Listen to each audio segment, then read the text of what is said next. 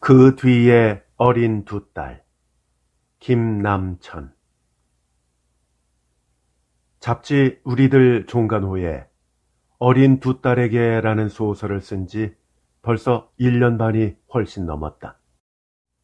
아내가 두 어린 딸을 두고 세상을 떠난 지 이럭저럭 2년이 가까워 온다. 내가 잡지에다 소설이라는 이름을 빌어 어미 잃은 두 딸의 기록을 실었을 때 세상 사람들은 여러 각도로 그것을 비판하였다. 어떤 비평가는 완전한 소설 월평가의 입장에서 정론적 색채가 희박해지고 예술적 향기가 농후해져가는 작가적 진보라고 이 소설 아닌 소설을 비판하였다. 또 어떤 비평가는 지사연한 태도라고 좀 이해하기 힘든 말로 이것을 평하였다. 어떤 동무는 정면으로 그것을 욕설하였다. 애상적이라는 것이다. 또 어떤 동무는 나를 가리켜 체면도 아무것도 모르는 철딱선이 없는 애처가라고 부르고는 아내를 잃더니 사람 버렸다고 말하였다. 시골에서 평양만 나오면 만나는 동무마다 악수 뒤에 꼭 하는 말이 아내의 묘참, 즉 아내의 묘에 다녀가는지를 물었다. 심한 동무는 경멸의 표정을 눈자욱에 그리었다. 이렇게 해서 아는 동무들에게서 혹은 모르는 동무들에게서 오는 표현지 속에 어린 두 딸의 이야기가 나올 때엔 이것이 또 나에 대한 야유나 아닌가 싶어 그 문장의 표리를 샅샅이 캐어보게 되는 것이 상례였다. 그러나 나는 항상 생각하였다. 과연 사람의 생명이란 이렇게 하찮은 것인가? 자기를 사랑하고 자기를 위해서 온몸을 바치고 모든 희생을 감수한 하나의 인간이 자기의 앞에서 영원히 사라져 없어졌을 때 스물 전후의 나이 어린 청년의 마음이 수개월의 애상도 하지 않을 만큼 그 생명은 가치 없는 것인가? 사람은 달을 보고도 지나가는 안마쟁이의 피리 소리를 듣고도 가슴속에 애상을 안게 된다. 사람은 숨막힐 듯한 다방의 흐린 정조 가운데서도 속절없는 감상적 기분을 향락한다. 과연 사랑하던 하나의 인간과 그의 생명은 안마쟁이의 피리 소리나 한 달마다 솟아오르는 15야의 달이나 카페와 다방의 흐린 공기보다도 하찮은 존재인 건가? 또 그것은 청년의 마음에 순간적인 애상과 추억까지를 가져와서는 안 되는 하루살이의 목숨일런가? 나를 비웃고 나의 소설을 욕한 사람들 중에는 아직 아내를 가져보지 못한 18살 소년도 또는 아내를 가지고 자식을 기르는 30살 장년도 있으리라. 그러나 이 행복한 가정의 향락자가 자고 일어나 면도하고 얼굴을 닦은 뒤끝에 달랑달랑 걸어와서 무릎에 안기는 자식의 볼에 입술을 대면서 단 한 번이라도 이 애가 어미 없는 아이였다면, 이 애를 낳고 열흘도 못 되어 지 어미가 세상을 떠났다면 어린 것의 재롱이 자기에게 지금과 똑같은 즐거움을 주었을 것인가 아닌가를 상상인들 해보았을 것이냐. 보기에는 우스운 일이 당하고 보면 슬픔이 되는 것이다. 세상에 흔하고 의례 있는 일이 실상 당해보면 우울도 되고 비애도 되는 것이다. 사실 나에게 어미 없는 두 딸이 있는 것이 다른 사람들에게 어떤 의미일까? 어린 두 아이에게 어미가 없다는 건 역시 세상에는 흔히 있고 의례 있는 일이 아니냐? 이리하여 세상 사람의 비웃음이 나에겐 쓰라린 슬픔과 애상이 된 지 이미 2해가 되려고 한다. 이러는 동안 두 아이는 점점 커갔다. 이 세상에 나서 열흘도 안 되어 어미의 품과 젖을 잃은 둘째 딸이 돌이 지났을 때 벌써 나의 책상에 기어올라 아버지를 찾으면서 연필을 가지고 장난하고 턱 아래 수염을 만져보고는 아프다고 눈을 찡그리면서 방싯방싯 웃는 아이가 되었다. 자기 어미가 세상을 떠날 때 어미가 죽었는지 살았는지도 모르고 남들이 울며 서두르니까 자기도 따라서 둥그레진 두 눈에 눈물방울을 그리고 자기에게 불행이 왔는지 슬픔이 왔는지도 분간하지 못하던 큰아이도 지금은 자기 생각의 대부분을 말로 표현할 줄 알고 서울과 평양, 아버지와 할머니를 분간할 만큼 되었다. 그러나 아직 자기의 엄마가 있었는지, 또 엄마란 무엇인지, 엄마의 살고 죽음이 자기에게 무슨 영향이 있는지 이것을 알지 못함은 물론이고 이것이 또한 그들을 안고 있는 주위의 사람들의 마음에 때로는 더 많은 슬픔을 주는 원인이 되는 것도 사실이다. 두 딸이 아빠와 엄마의 구별을 알게 되고 할머니와 외할머니를 알게 되고 자기를 낳은 것이 누구며 그것이 지금은 팔절의 작은 사진 외에는 아무 곳에서도 찾을 수 없음을 알게 되고 그것이 주는 영향을 느끼게 될 때를 나는 두려움을 가지고 상상하고 있다. 아, 이때가 언제 올 것인가? 10년 후에 오기를, 20년 후에 오기를, 아니, 영원히 오지 않기를 나는 바라고 있다. 참말로 가지가지 일을 대할 때마다 이들의 얼굴에 적막이 떠돌고 그 적막이 모든 사회적 불만의 원인으로 환원되고 이 세상에 대한 불만, 이 시대에 대한 울분까지를 온전히 이 사실 위에다 덧씌우고 환원하려고 한다면 그때 애비 된 이놈의 두뇌는 무슨 말로 이들을 지도할 수 있을 것이냐. 그러나 이 때는 오리라. 내년에 올는지 금년에 올는지 알 수 없는 두려운 이날. 말 못하던 아이가 말을 하게 되고 솜뭉치 속에 누워있던 핏덩어리 같은 것이 지금은 커서 달랑달랑 걸어 다니는 데는 불과 1년 반밖에 걸리지 않았거늘 이들이 자기의 주위에서 지금은 완전히 흙으로 되었을 자기 엄마의 품을 찾아보는 날을 어찌 10년, 20년 후에 긴 횟수를 가지고 생각할 수 있을 것이냐. 이리하여 이들이 그것을 알게 되고 그것을 슬픔으로 생각하게 될 때를 절박하게 지금 나는 두려움 외에는 아무 대책 없이 이것을 생각할 때마다 심장을 두드리는 격동만을 안고 있을 따름이다. 그러나 어떤 때는 또 이날이 하루속히 오기를 기다릴 때도 있다. 이들에게 있어 모든 것을 알고 모든 것을 이해하고 세상 일을 달관하는 시절이 속히 오는 것이 더 좋으리라 하는 생각 때문이다.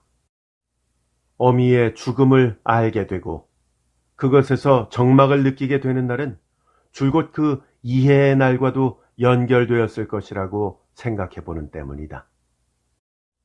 지 머리만한 큰 공을 굴리고 달랑달랑 마당을 뛰어가는 작은 애를 마루에서 보면서 늙은이들은 이제는 다 기른 아이라고들 말한다.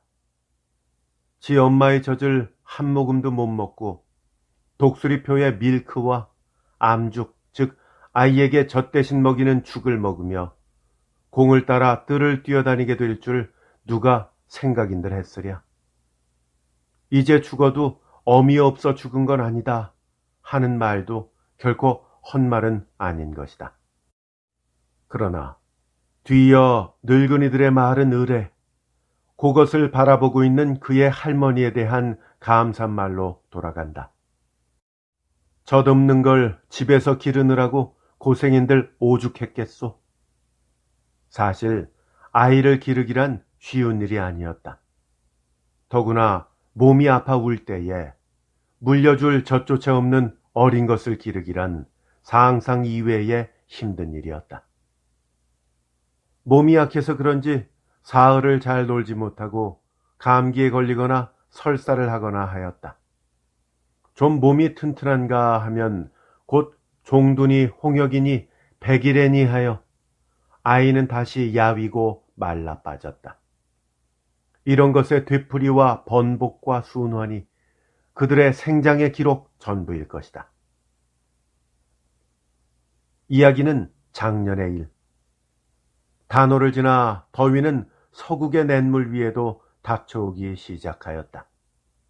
그것은 우선 개일 줄 모르는 보슬비로 전주를 보내었다. 평양에 갔던 장모와 큰아이가 작은 애를 보겠다고 내 집에 왔을 때다. 고구가 가까워 왔다고 밤고기 사냥을 나갔다가 나는 늦게야 자리에 누웠으므로 그 이튿날 아침은 일어나서 얼굴만 닦고 뜰 안을 공연히 왔다 갔다 하였다. 어젯밤 먹었던 소주가 머리를 무겁게 누르고 있었다. 조반도 먹기 싫어서 아이를 안고 풀 이파리를 뜯어서 들려주면서 뜰 안을 왔다 갔다 할 때에 대문 안에서 나를 찾는 정복 순사의 소리에 새벽부터 재수없게 이게 무슨 일인가 싶어서 무슨 비오다 멎은 날 청결을 하라는가 하고 그의 앞으로 가까이 갔다.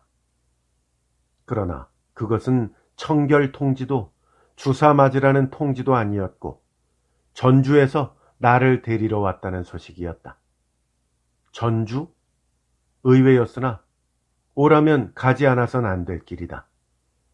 그러나 전주라면 천리길, 관서의 이름에선 말만으로도 휴 한숨 나올 만치 참빗장수로나 알려져 있는 곳이 아니냐? 나는 덤비지 않으려고 애썼다. 어머니와 가족들 보는 앞에서 붙들려 가기는 처음이므로 거기서 내가 갈팡질팡하고 낯빛을 달리한다면 어른들이나 동생들이 나를 뭘로 볼 것인가 하는 악착스러운 생각도 안 나는 것은 아니었다. 그래서가 아니라 순검에 아들에 대한 엄격한 태도를 완화해 보려는지 어머니가 일생 써보지 않은 공손한 태도로 방석을 권하며 부산을 떠는 것이 불쾌하기 짝이 없었다. 어머닌 떠들지 말고 가만 들어와 있어 좀 하고 소리를 지르기까지 하였다. 방 안에 들어온 어머니는 다시 조반, 밥상 하면서 아래 윗방을 갈팡질팡하였다. 그러나 소주에 띵해지고 수면 부족에 흐려진 속이 본래부터 식욕이 날 리가 없었는데 눈앞에 기다리는 사람을 세워놓고 밥이 목구멍을 넘어갈 리가 있을 것인가. 양복과 달걀 두 알을 내주. 나는 달걀을 천천히 깨뜨려 마셨다. 두 어린애는 하나는 나의 옷자락을 쥐고 멀찍이 문 밖에 선 순사의 칼과 얼굴을 바라보았다. 작은 것은 외할머니에게 안겨서 무슨 일인지 영문을 몰라 뒤숭숭한 사람의 동정만 이리 살피고 저리 살피고 하였다. 나는 양복을 입고 모자를 올려놓으면서 뭐 별일 없을 거외다 염려하지 마루. 그리고 장모에게 향하여선 며칠 더 쉬어 가시죠 하고 그대로 순사를 따라 나섰다. 다시 비가 오기 시작하였다.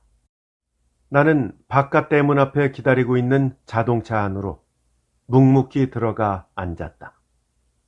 그리고 언뜻 쳐다보니 어른들에게 안긴 두 어린 것의 눈이 나를 뚫어지게 바라보는 것을 발견하고 못 볼 것이나 본 듯이 얼굴을 돌렸다. 큰아이의 머리에도 기억이 안 남았으리라마는 큰아이가 태어나서 한돌이 되어갈 때 제 엄마에게 안겨서 형무소에서 나와 면회한 일이 있었다. 지금 작은아이는 나서 반년밖에 안 되었다. 지언니가 형무소 그 어두컴컴한 면회실에서도 가질 수 있었던 명랑한 안색을 이 어린 것에서는 찾을 수 없고 무슨 일인지 알 리 없으련만 경관에게 끌려가는 애비를 바라보는 그 아이의 얼굴에서 말할 수 없는 정막을 발견할 때에 아, 이것이 어미 없는 자식의 표정인가 싶어서 나는 흘러나오려는 눈물을 참을 길이 없었다.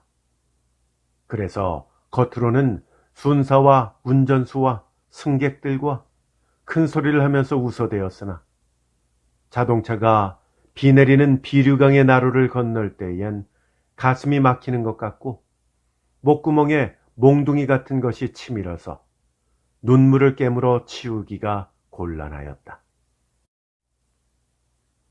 내가 5월 달에 시골에서 올라와 서울에 와 있게 될 때 큰아이는 외할머니를 따라 이미 서울에 올라와 있었다. 그리고 지금 겨우 아버지, 밥 같은 몇 개 단어로 자기의 의사의 전부를 표현하던 어린 것은 내가 자동차로 떠날 때 어른들이 시키는 대로 선뜻 인사를 하였다. 큰아이는 첫여름까지 서울에 있는 동안 내 하숙을 가끔 찾아왔다. 하루도 몇 번씩 아버지한테 가자고 못살게 군다고 하면서 외할머니는 아이를 데리고 내 방을 찾아왔다. 그리고 시골에 있는 작은 것의 소식은 대개 나를 통하여 왔으므로 지 동생의 안부를 물으려고 늘 나를 찾아왔던 것이다. 동생 잘 있대? 큰 것은 나에게 이렇게 물었다. 이런 물음도 어째 그런지 평상스런 마음으로 대답할 수 없는 나다. 응, 잘 있다는데 네 이름도 부른다더라. 이렇게 대답은 하면서도 나는 아이의 얼굴을 정면으로 쳐다보지를 못하였다. 8월 달에 시골에 가니 작은 것은 생각하던 것보다 충실하였다. 아버지 보고 절 안 하니? 하면서 윗방으로 밀어 올리는데 아이는 곁눈으로 살짝 보고는 아무 말 없이 그대로 아랫방으로 내려갔다. 아버지 오면 과자 먹는다더니 아무것도 안 사와서 애 노한가 보다. 나는 이런 말을 못 들은 척하고 윗방에서 양복을 벗었다. 나 역시 아이들에게 과자 봉지라도 사가지고 오고 싶은 마음이 없었던 것은 아니지만 생전 안 하던 버릇을 딸이라고 사다 준다는 비평도 듣기 싫었고 또 허구많은 조카와 동생들을 빼고 내 자식들에게만 사가지고 다닐 수도 없었다. 그래서 아이가 서운해할 줄은 뻔히 알면서도 그대로 빈손으로 다니는 데서 마음의 안심을 찾으려 하였다. 하루를 묵어도 집에 붙어 있지를 않았으므로 어린 것과 대할 기회는 무척 적었다. 그런데 그곳을 떠나는 날 낮에 밖에서 세수를 하는데 어머니와 어린 것이 마루 끝에 서서 나를 바라보고 있다. 그때 나는 행길에 나가자오 할머니 하는 어린 것의 조르는 소리에 씻던 낯을 번쩍 들고 그것의 입을 바라보았다. 말을 한다. 사실 나는 그것이 이제는 제법 쉬운 말을 한다는 표현지를 누차 받으면서도 그것을 마음으로 느껴본 적은 없었다. 그래서 아직도 몇 개 안 되는 단어로만 자기의 의견을 표시하리라는 생각밖에 없었던 것이다. 그런데 그것이 이야기를 한다. 어린 것은 내가 쳐다보는 바람에 낯을 숨기고 할머니의 가슴에 머리를 묻었다. 나는 묵묵히 다시 두 손에 물을 움켜가지고 얼굴을 문대었다. 어쩐지 마음이 저리고 눈자욱이 뜨거워졌다. 이 즈음 나는 두 아이들에게서 각각 소식을 받았다. 작은 것은 말과 재롱이 늘어간다는 소식이었는데 큰아이는 감기 기운이 있다는 표현지였다.